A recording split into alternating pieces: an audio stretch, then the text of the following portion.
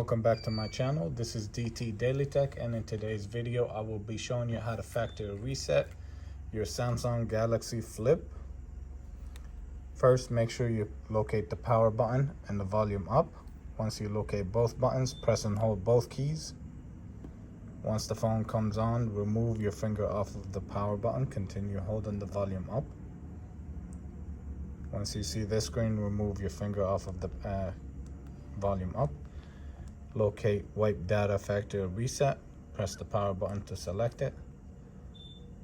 Factory data reset. And when you get back to this screen, that means the phone has been wiped clean. Reboot system now. And that's all. If you found this video helpful, please like and subscribe. Thank you.